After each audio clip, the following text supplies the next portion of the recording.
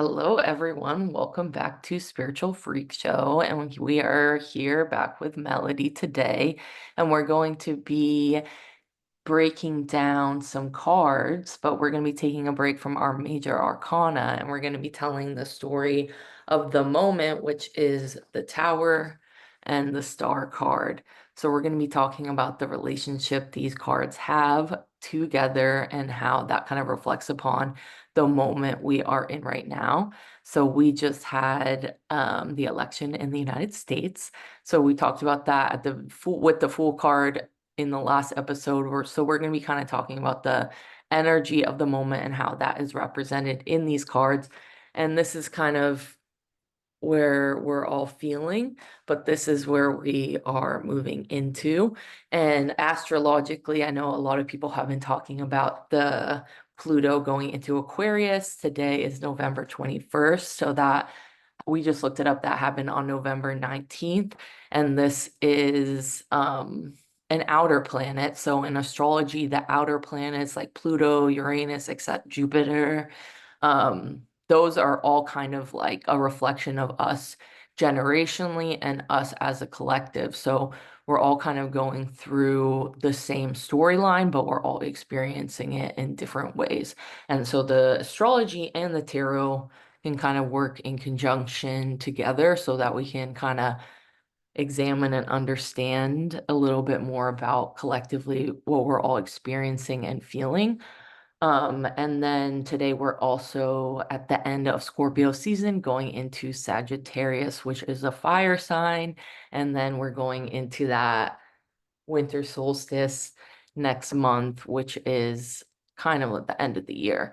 So we are all experiencing a lot of death and decay. And that is, something that we experience this time of year anyway. But it's also, I think, really exaggerated right now because of how a lot of people are feeling. So we thought we would take a break from breaking down the arcana and kind of tell this story. So I don't know if you want to open up with any other thoughts before we get into the cards. Yeah. Yeah. Grace and I had talked about doing this episode. We just finished with the Fool not too long ago. And the Fool is such an optimistic card. And we've been putting out really like fun videos about it. But yeah, then the election happened and it threw a lot of us. It was really a big punch in the gut for many of us, especially women, transgender, non-binary. I mean, yeah, um, it was disappointing. So, we talked about doing this episode because we don't want to ignore that. Um, we want to address that happened, and we've all felt it. Um, and it came at such an interesting time. I had talked with a few people. Grace and I had talked about it too, about how before the elections, we were talking about how Aquarius or Pluto was going to go into Aquarius. And that astrologers have been talking about that as a very positive thing. Like it's been retrograde in Capricorn for a long time, um, which symbolized being enslaved to structures of society. And so Pluto going direct into Aquarius looked like we were going to be coming out of that more and more. But after the elections happened and many of our hopes and dreams were shattered, and looking at the majority of society not being aligned with my values and many of the people I'm close to's values, is incredibly harrowing and disappointing. So it really made me think about, so, Aquarius in the tarot is the star. Um, and the card that precedes the star is the Tower card. And oh, I had upside down. It's the Tower card. Capricorn, isn't Capricorn the devil? Yeah, Capricorn's the devil. Um, but so what this symbolizes in the journey of the Fool, is that when we are in Tower card, like when we have been punched in the gut, when something that we really wanted completely didn't work out, and when a dream has fallen apart, um, when we've hit bottom, uh, it's after this card that the star appears. So in the journey of the Fool, this card, it sucks and nobody likes it. It also symbolizes the process of life, which is before clarity happens, before a new hope happens, before true change happens, that often happens after the lowest of the low. I think we probably all have some type of story, some type of personal story where we have hit a low in our lives, like where we have hit bottom, with like substance abuse or codependency, or um, being unorganized in our finances, and we're in like a huge amount of debt. Like we've all reached that point in our lives where it's like, this can't get any worse. And it's usually at that point where things start to get better. Like it takes hitting the low for our vision to get very, very clear about what it is we really want. And I think in society, the way this often shows, and something I noticed right after election day, was, after the election happened, I would see other people on the street and we would make eye contact, and it was like, I just felt this, it almost felt like this Shakti rising type feeling. Like it felt like, okay, enough is enough. Like, you know, these next 4 years may really suck. Maybe some very terrible things may happen. But I feel inspired to stand my ground more, like really speak out about my values. And I feel like it's going to do that same thing for others. I don't know if I'm rambling now or not, but No. yeah. No. I Yeah. think that it is because well, first of all, it's disappointing in general, but I think it's disappointing to me sometimes that negative things have to happen for us to make change. And that happens so much in our everyday life. It's like, oh, let me just keep doing the same thing every day until I get sick, or let me keep doing the same thing every day until I ran out of money because I wasted my money doing this, or whatever our rock bottom is, as you said before. But it's like we often run ourselves into the ground before we realize, okay, this is how I need to live my life differently. Like we have to get to that rock bottom point for us to want to make change. And I think that happens in society. So I'm hoping that's the star, that we can look to, is like being able to um yeah, stand up for what we believe in, but also like see where we have contributed to everything, because we are also part of that. So I think when we can create joy, peace within, at the same time, not like doing that and kind of ignoring society, because I think that's also a problem.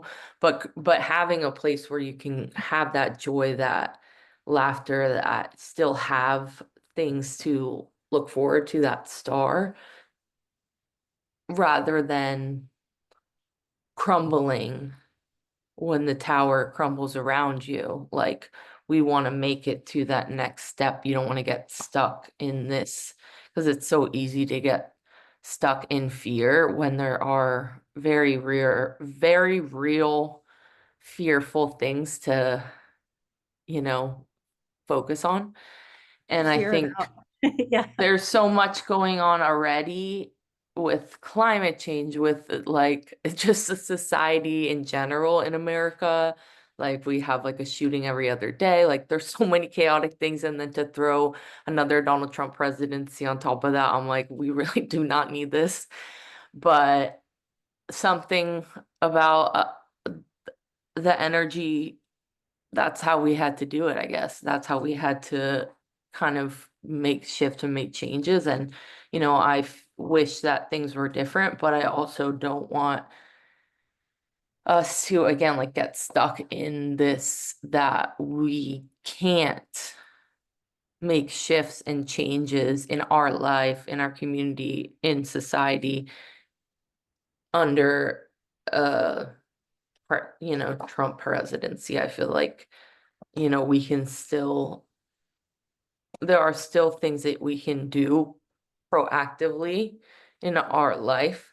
And I think the star is going to be that like reminder of us. And I also like in the imagery of the card, and later in the series we'll break down these cards, but like that reflection of being able to see the stars reflected back at us, so that there are still things that are good and positive in the world, even when we have like these kind of, I think right now in society, modern society, it's kind of like a flood of literally disasters, but like disaster after thing. And there's just so many things that I think that can cause us to become numb and not like address how we're feeling emotionally.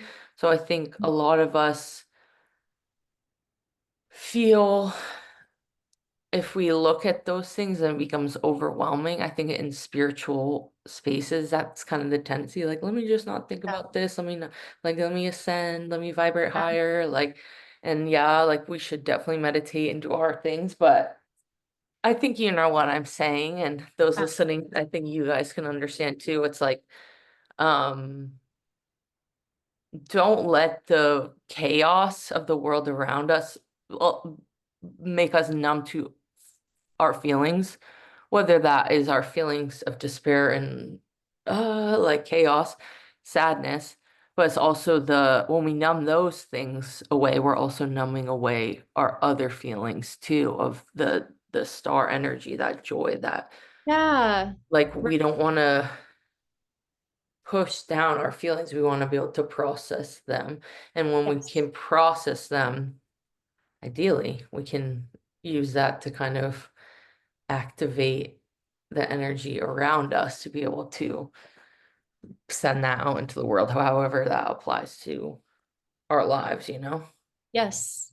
Yes. Yeah. And what you're saying, yeah, is very on point. I think that most of us, when we feel overwhelmed, I think it's very natural that we want to numb ourselves in some way, watch TV or stare at our phones, or drink too much or whatever, or eat too much or just wallow in depression.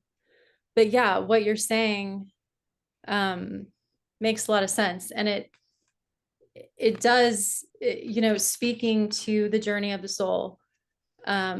Like we do have to feel the tower stuff. Like We have to process it. yeah, like we have to.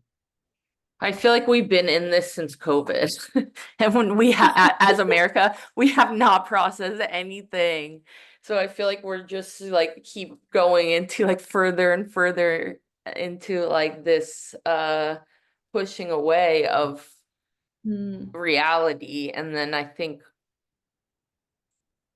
not to hate on the Christians again, but I think that there's also like a um forced desire of this, because this is when Jesus comes back.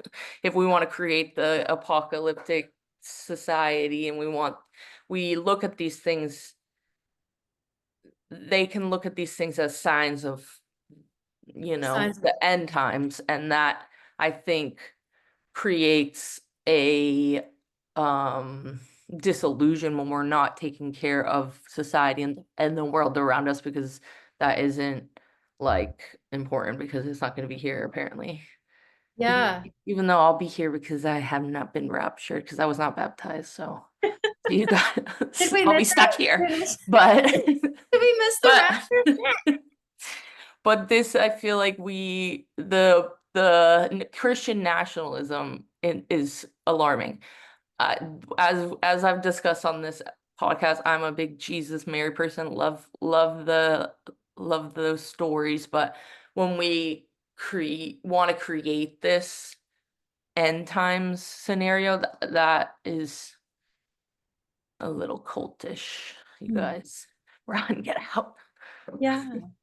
No, thank you for addressing that, because oh, yeah, that's been a thing, especially with, and if you're listening to this podcast, I do still love you, but especially with some of my friends from the South, which is, where I'm from. Um, since COVID, they have really struggled with this end time BS. And just like, everything's about demons and just like, yeah, but wanting to create this, like wanting to create the drama, like feeding that fire. And yes, that is absolutely another form of disillusionment that will keep us stuck and keep us out of clarity and receiving, insight and peace. So yes, thank you for addressing that. I have had a lot of trouble navigating conversations where that comes into play with people in my life. Um, but yeah, it's interesting all the ways that we humans numb out our shit. I mean, we'll do it. We'll even numb it out with shit that makes us feel worse and Yeah. like more ungrounded. Um, so yeah. Yeah, and I think it's natural, like if that's like a mythology and like a story that, you grew up on, and then there are very like real cataclysmic events happening all the time. I think it's really easy to be like, oh wow, like all these things that I thought were gonna happen are happening. So I can see that being a path that people go down, but then I think it's also that makes me nervous, because then it's like not um doing anything to change the reality that we're in, Mhm. which is that our world is suffering from the climate. I'm scared for her. You know, Um, but I think I I think like for me, when I was really little, I would be like really scared about things like that all the time. Like, oh, there's gonna be a volcano, there's gonna be this. I don't know why I was obsessed with that. So I just think it's really easy to get stuck outside of the Christian mindset, but just in general, as a anxiety-ridden peoples, I think it's easy to get stuck being scared to live our life because we think something is gonna happen. We're always anticipating this kind of moment. And yeah, we will have these experiences in our life, but I think we can't um constantly be in that anticipation state.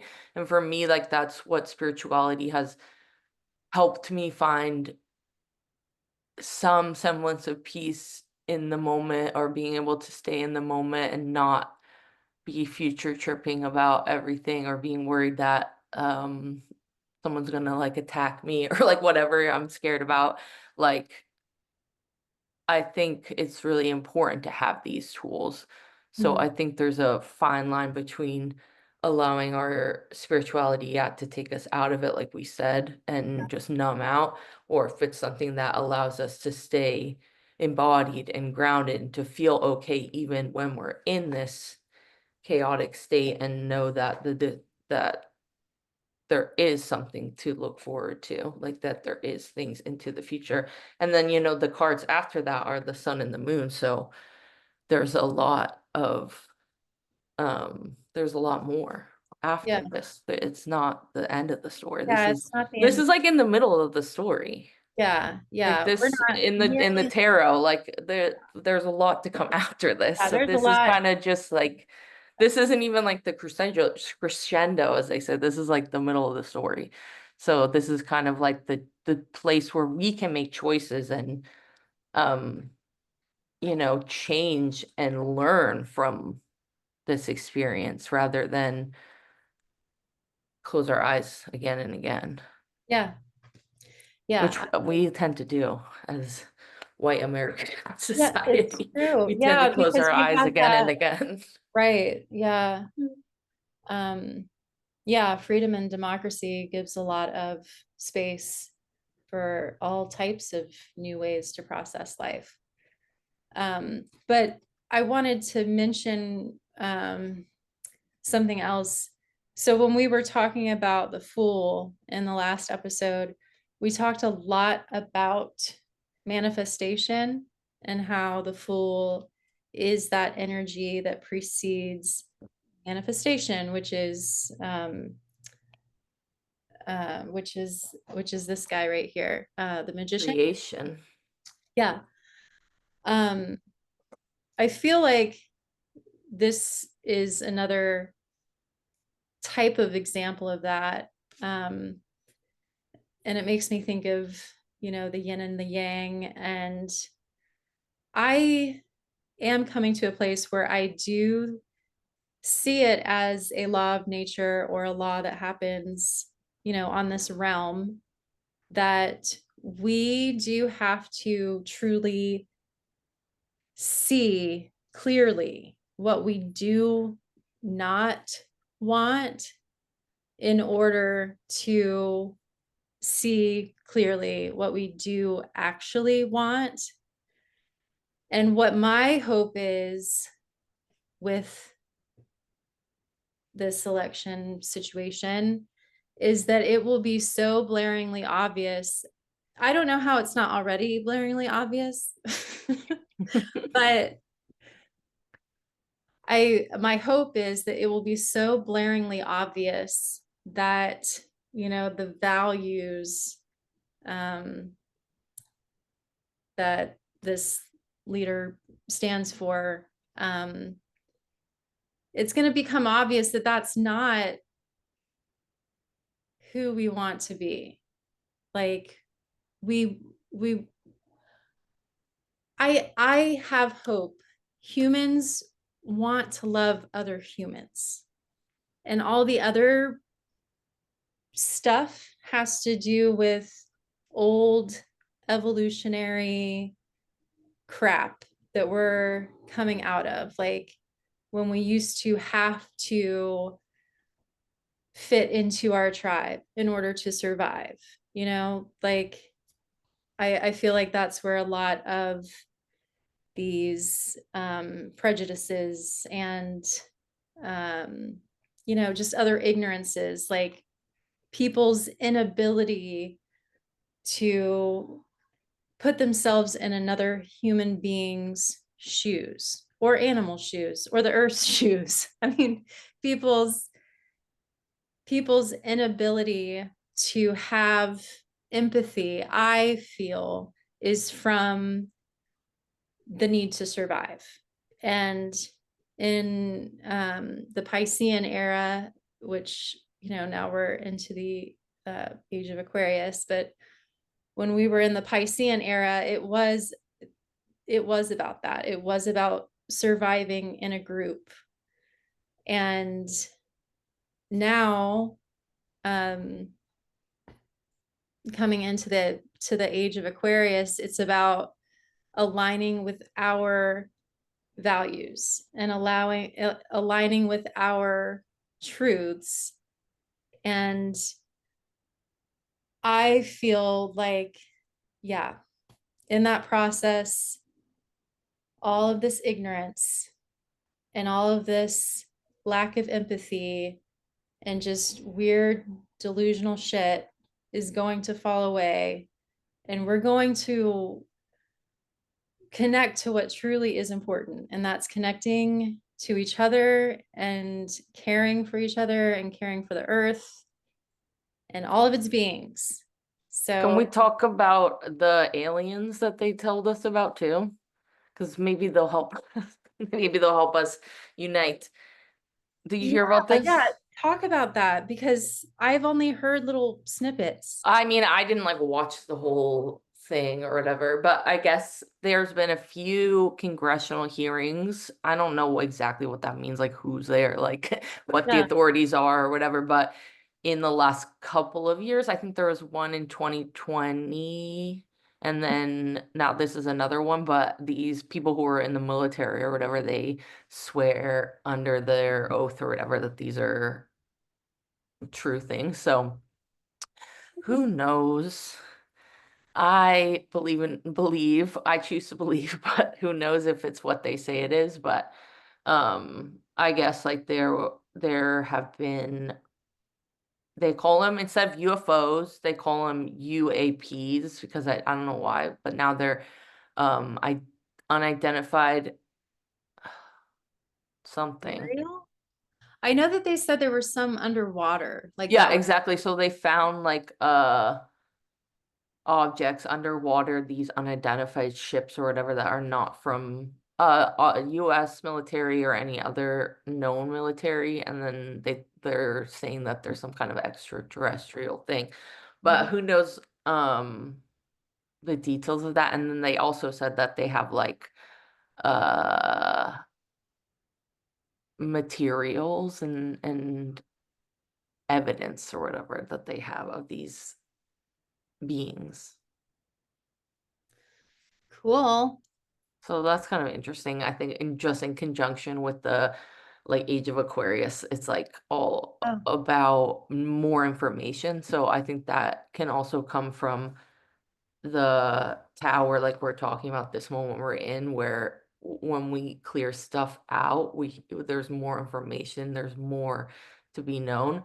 But I think it's also like more and more stuff can be revealed to us. Like I think when we are available to that information. So it doesn't have to be the government telling you, oh, aliens are real, but like it's like the more you're open to that, you might have your own type of experiences or different supernatural things, or our telepathy, our natural intuition, I think, will just heighten more and more. So it is my hope that when that happens, that opens that bridge, that door for more empathy so that people can see what it's like to experience those, people outside of us that are different from us. Because I think a lot of the um, disconnection and like division comes from fear of what we don't understand or what we don't know, and that's, I think, usually by design of the separation of society and things like that. And of course, with America, that goes all the way back to slavery and all that type of stuff. So I think a lot of our job now is to bring that healing to ourself, to see, okay, where do I hold this division within myself, whether, that however that is represented in your mind. It could be, oh, I'm scared of um this or that type of emotion or feeling. That's disconnection too. So, like we said earlier, numbing ourselves, that's a form of disconnection and division that we can withhold. So I think the more that we can let go, the more that we can open our heart, which hopefully the intention is that that is like that domino effect. So I think a lot of spiritual teachers talk about ascension or awakening or all these kundalini rising, whatever people call it, but I think that really is the opening of the heart for us to Yeah. you know um rise above our mind and come into that space of like pure love, Hmm. Yeah. oneness love, oneness vibration. Yeah. That's Yeah. what they call it, the guides. One, your guides call it. Oneness love, oneness vibration. Hmm, So nice. you're all connected as one, but we really have to come to the place of healing where we can do that comfortably. So it's not like when we connect, we're taking on everything from everyone else. So a lot of we can't really come to that place until everyone else has their own healing Yeah. journey. Right. So Yeah. I think that's what we're kind of all on right now, humans, in this personal healing journey. And then hopefully we'll be alive for it. Well, Yeah. but going into the next phase of our consciousness, which is more of that um free energy where we're like not so much about our mind, but more about the heart Hmm. and Yeah. like ground energy, that intuition. Hmm. So I hope to be alive for that phase. Yeah. Yeah. Um, I mean, it's interesting too. Another little caveat. Right after the election happened, I believe I talked about it in our last episode. I'm in a Kundalini training. And while I've been in this training, this series came out about Kundalini I called want to watch it. I Prayer. need to watch it. Yeah. Our teacher told us Wait, about sorry, I interrupted. What's it called? Breath of Fire. Um, and it is basically about how terrible Yogi Bhajan was, which he was. Sucks. And and also this woman, Katie, she called herself Guru Jagat. Um, in the documentary, they talked a lot about her mistakes. Um, And yeah, she made some mistakes, as humans do. Nothing in comparison to Bajan, but yeah. Um, and it was just another punch in the gut to me, because the documentary, they didn't just talk about how crappy Bajan was and this woman Katie's mistakes. They, at the end, like the conclusion of the series was, don't practice Kundalini. Like people literally said that at the end, like, don't practice it. It's BS. Don't do it. Um, and so the thing was, Bajan took credit um, for the Kundalini practice. He basically said that he invented the practice,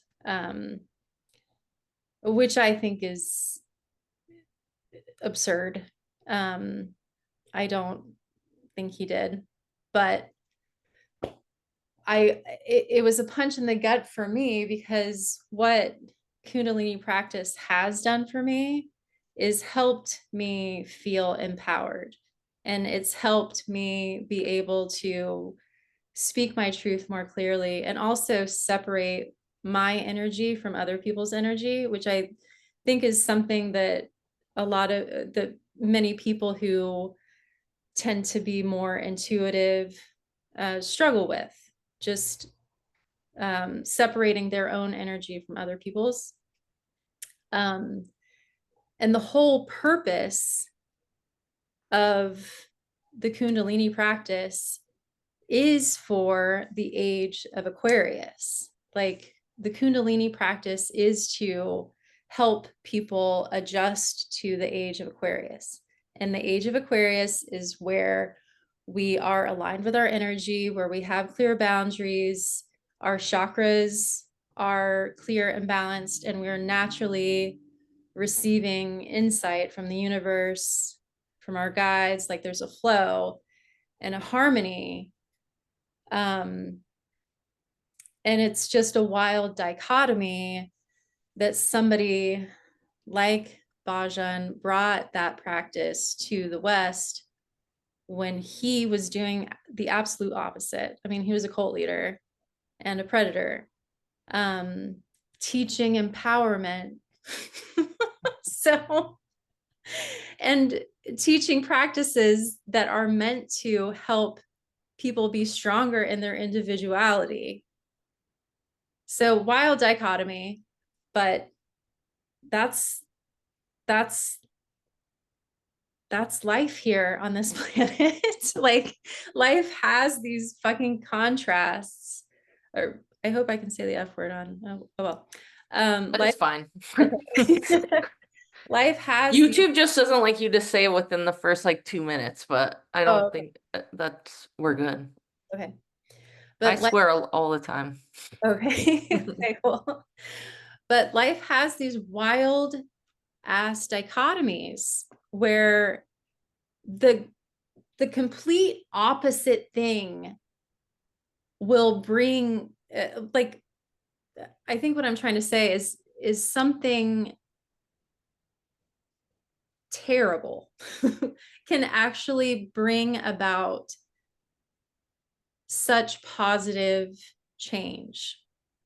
And yeah, I I think, or my hope is that is the process that we're in right now. And going back to Kundalini, I am going to continue to practice Kundalini because it is empowering. And I think it's important as a woman to cultivate that empowerment and teach other people who struggle with empowerment practices that help them.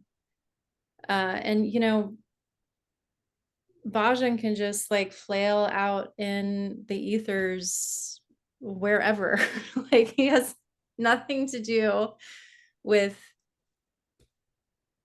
my empowerment practice. And Kundalini has been talked about like before 500 BC.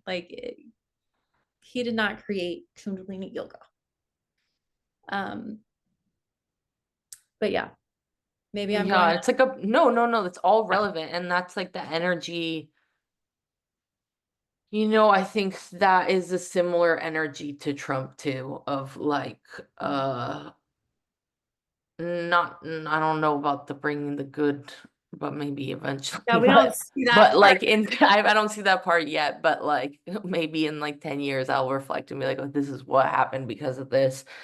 Yeah, But I'm not maybe. at that phase, and who knows where society is gonna go. And I truly hope that it's not as bad as I think it's gonna be.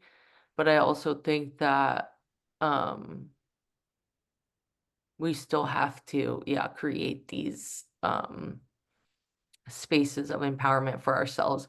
But I think, yeah, that cult-ish energy, I think that can lend a lot to the more the energy of the Piscean age that we're in. Like, we had a lot of that. We continue to in America, and Trump is a big example of that. But, from in the 60s and 70s, we had so many different types of things like that, like spiritual cults.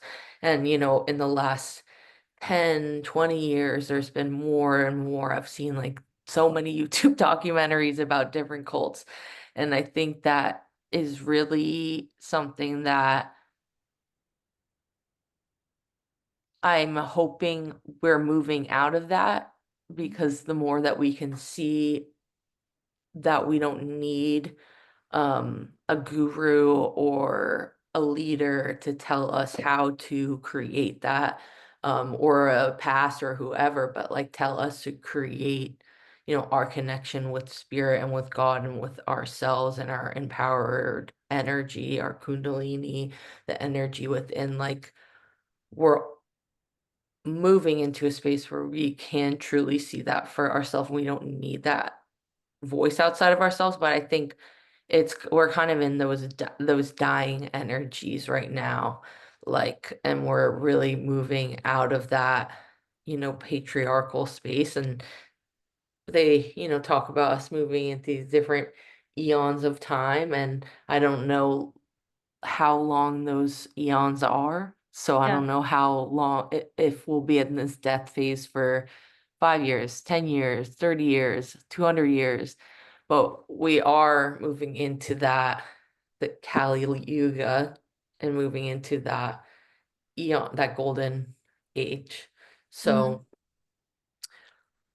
I don't know if that necessarily means matriarchal, but I do feel like the systems will be different than the way that they are now. And I don't know, I think that we have to kind of sometimes destroy what exists in order to create something different. And I'm sure we've all seen that in our life so many times, of like even just simple things like, oh, I'm cleaning my cabinets, like let me just take everything out and like yeah, wipe everything down for you, redo the whole entire thing. Like, that's kind of the simple example of what we're going through. But hopefully hopefully it won't be too crazy and messy. But yeah, yeah. And that's interesting. DVD. Yeah. But yeah, that's interesting that you're talking about the death phase thing, because, I mean, before anything dies, um, there's a lot of grasping, I mean, I know, um, before any of my like beloved pets have passed on, it's like, no, like this can't. So I think that that also happens in societal issues. It's like this this We see things fear. changing, but that's scary. Like, no, no. No. Yeah. And so things, yeah. Sometimes I feel like that kind of makes people want to go to the other extreme for a second, um, because they see the change happening. But yeah, I mean, I believe that we are going to continue to grow forward. I mean, I am going to say that I do believe that this is part of the process. Like this is part of the evolution process. It is the last grasp of patriarchy and before it's gonna fucking fall, you know? Yeah, and it's not just America, it's happening in a lot of countries, like which that makes it even more scary. But like it is really this I think that death I'm that's what I claim. That's what spirit tells me, but it's like that death energy of like, yeah, holding on and trying to stake that energy down, but really it is crumbling away. Yeah. Yeah. Disgusting. Yeah. Yes. So looking forward to that day. But yeah, maybe it won't be in this lifetime, but I hope so. yeah, I hope so too. I mean, I feel so fortunate to be living here in California. I just think about um I mean, just talking to my family in the South and friends in the South. I mean, I can I can hear the influence, you know, like I can hear and I can feel just the influence that they are surrounded with. And I don't feel that here in California. And that I'm I'm very grateful for that. Yeah, and I think there is um a lot that we can do with our voice. Like a lot of influence is coming from, different voices online that I think people are just listening to. So I think is important for us, even though this is a spiritual podcast, life is spiritual. So I think it's important for us to, bring up the politics, even though neither of us are politicians. But it's like it's all related. Everything in society and life, the tarot is a reflection of life. So I think it's important for us to look at these things. Um, and yeah, I just remember, so I started my podcast November 2020, and it was like during all the Donald Trump presidency the first time. So I'm just like thinking about too, like the reflections of that and just time going by and like, what has shifted and what has changed, but also what hasn't. Like I think some things changed and then changed back. And then Mhm. I think that also can be reflected in the astrology and everything as well. So I think when we're looking at things in a spiritual perspective, it's also looking at it like that bird's eye view. Like we are looking at things long term, and that can lend to hope, but that can also have us feeling like, okay, when is this going to change? When is this going to happen? And then we can lose that hope. So I think it's just like, I think coming in and out with your perspective and how you use these tools. And I think, um, and I'm sure we'll talk about this more during this series about the tarot, but these tools can be used predictively.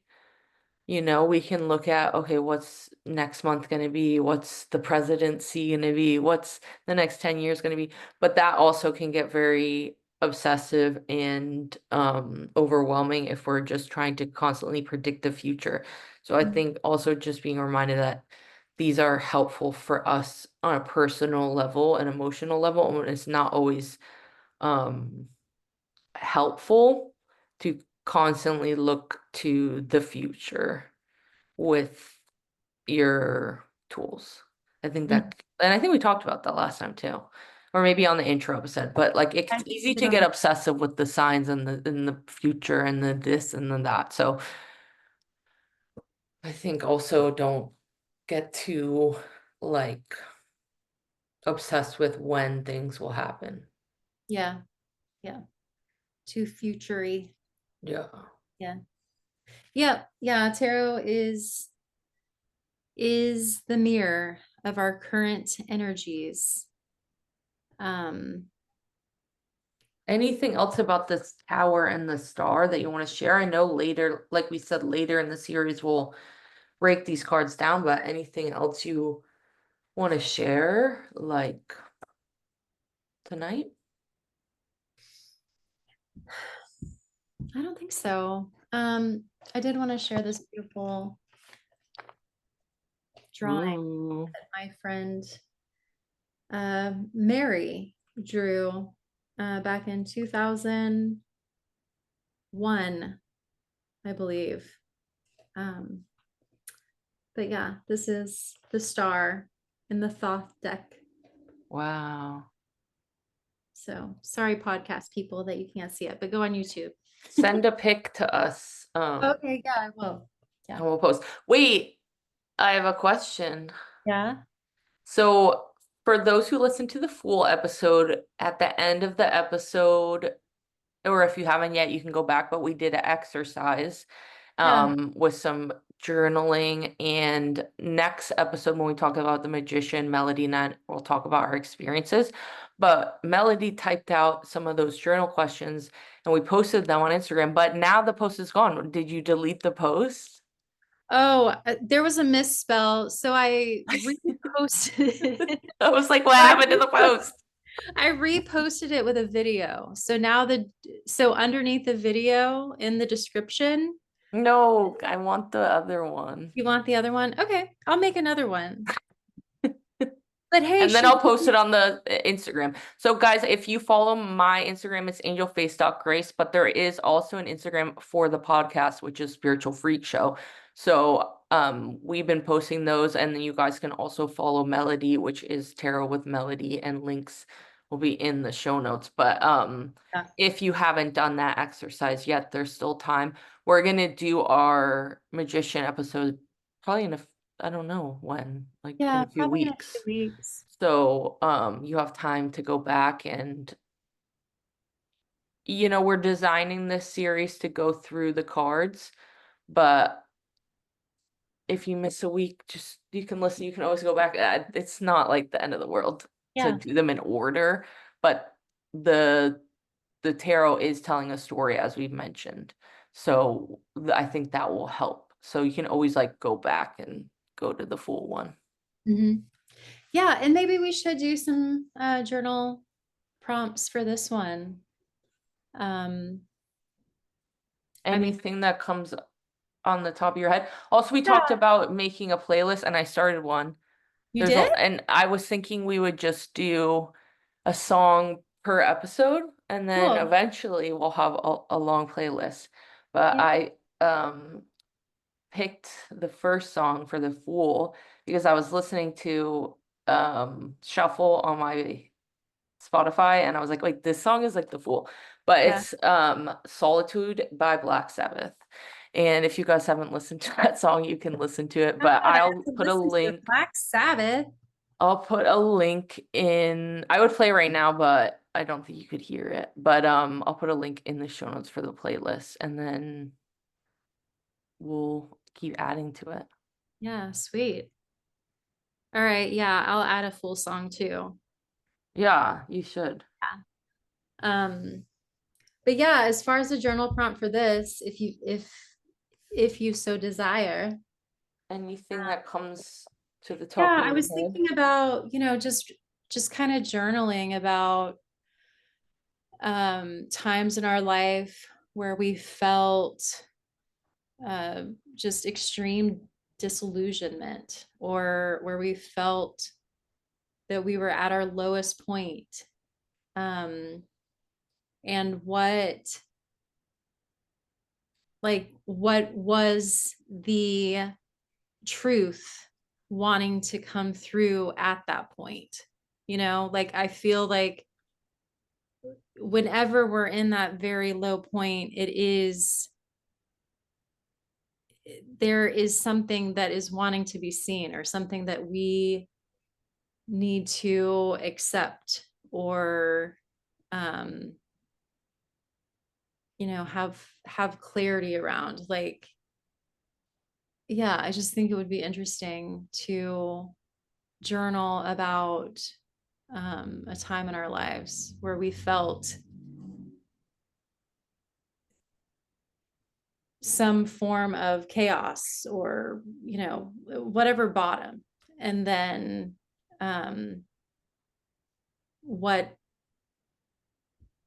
what the result was of that. Like what did we learn through that? Because I do feel like we've all experienced some form of breakthrough in our lives. Like no matter where you feel you're at on your life journey, like, we've all had a breakthrough moment because of a low point. So anyway, I think that would be an interesting Yeah. I explore. think like just kind of to simplify, like thinking about like what was a tower moment for you Mhm. and like what was your star?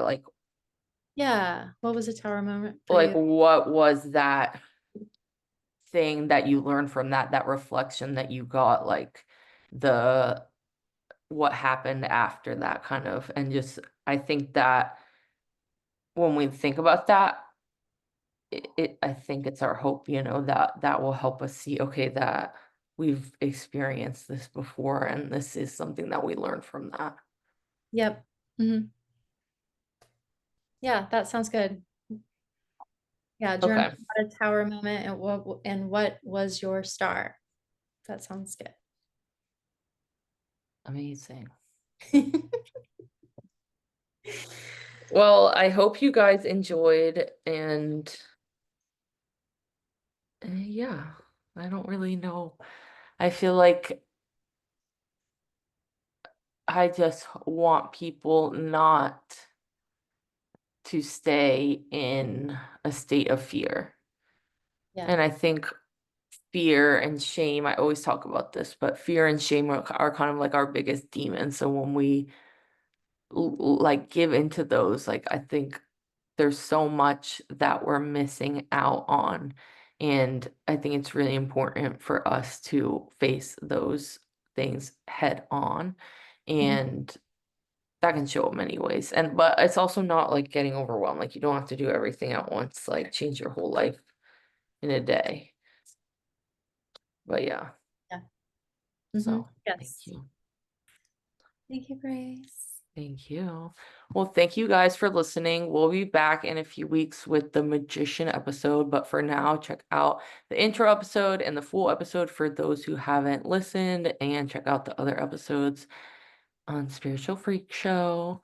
And we'll Yeah. see you guys next time.